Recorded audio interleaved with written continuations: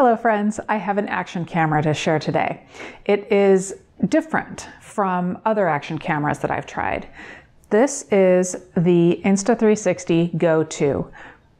I've used a couple of Insta360 cameras before, the One X2 and the One R, and I love them both. I use them on a regular basis actually, and I almost always throw one into my camera bag if I'm headed out with some of my larger gear. So when Insta360 offered to send me one of these Go 2s, of course I said yes, especially because this one's a little bit different. Now, this camera has been out for a few months, so I don't want to just do a review of it. You can find a bunch of those out there already. In this video, I will tell you about the camera, but I'm going to show you how I like to use it.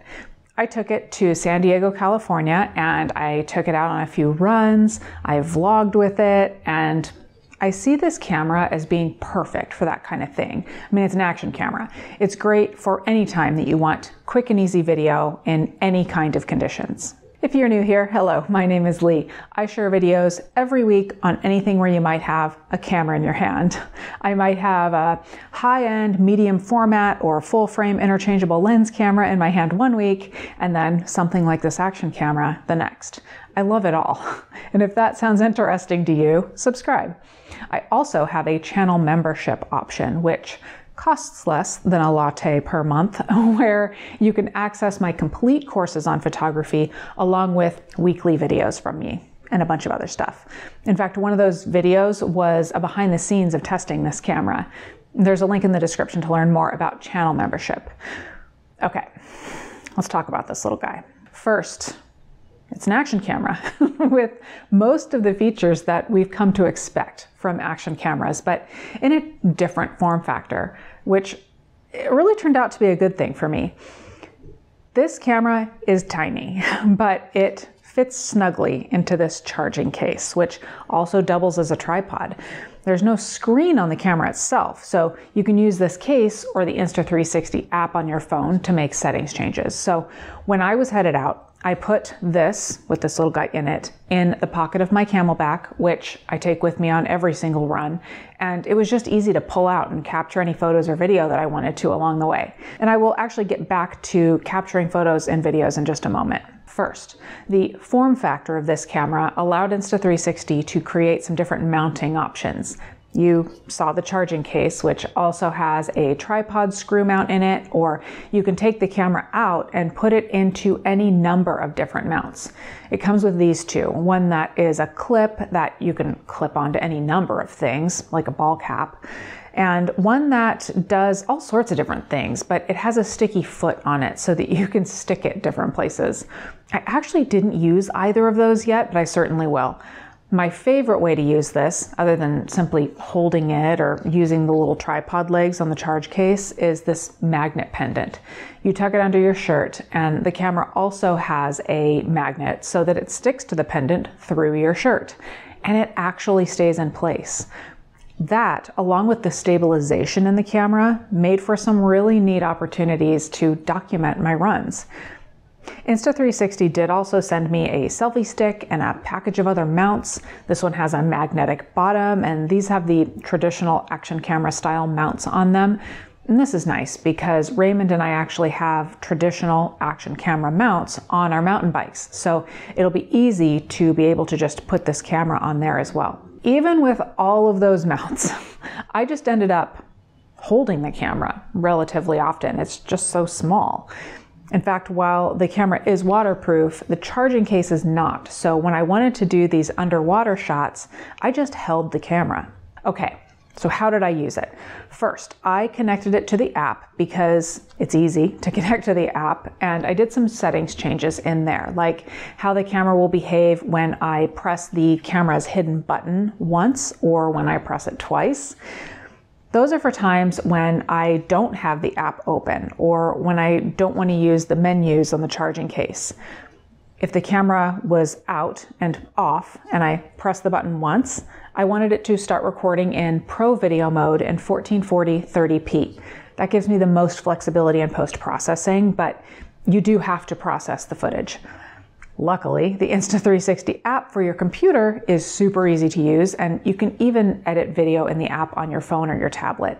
Seriously, when I did the members only vlog while I was out running, I was able to change how zoomed in I was on myself. And because I was filming in 1440p and ultimately exporting in 1080p, I didn't experience a loss of quality. Back to the button settings. If the camera's off and I tap the button twice, it's going to take a still photo for me. And the really cool thing here is that if you transfer the photos to your computer, they're DNGs, which means that they're a RAW file format that you can either edit in Insta360 software or in whatever RAW editor you normally use, which is pretty cool. Or of course you can edit them in the Insta360 app on your phone or your tablet and save them to your device. I didn't only use those two settings though. While I did enjoy the Pro Video mode, I also wanted to see how it was to simply set the camera to shoot video that I can use straight out of the camera, rather than the unique format that is produced when using Pro Video mode. With that, you do have to edit in the Insta360 software. So I also tried regular video mode where I had to choose the field of view and the color. I chose vivid, it looks fantastic. But I also used slow motion because slow-mo is always fun. And then I also used the time shift mode. And that is really interesting. It's sort of like a time lapse, but it automatically is creating a video file for me at 6x speed. So it was perfect for my run here. If I were to have run the camera in video mode for the same amount of time, I would have ended up with a file size that was 6 times the size of this one. Incidentally, this uses internal storage only. It has about 30 gigs of storage, and I didn't run into any issues of filling it up, but I also know that if I'm on an all-day hike and I do run out of space on this, I can transfer the footage to my phone pretty quickly, considering that I have many more gigs of storage on there. Okay.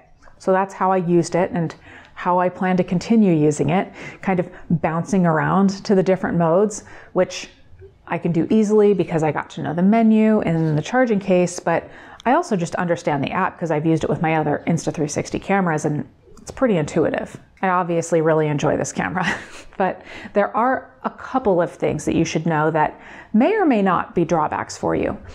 1, it does not have 4K capability, which is a little unusual for action cameras these days. Does that matter to you though, considering the trade-off of this tiny and fun form factor? For me, I do share all of my videos in 4K with the exception of this one because I know the footage from this camera is 1080p.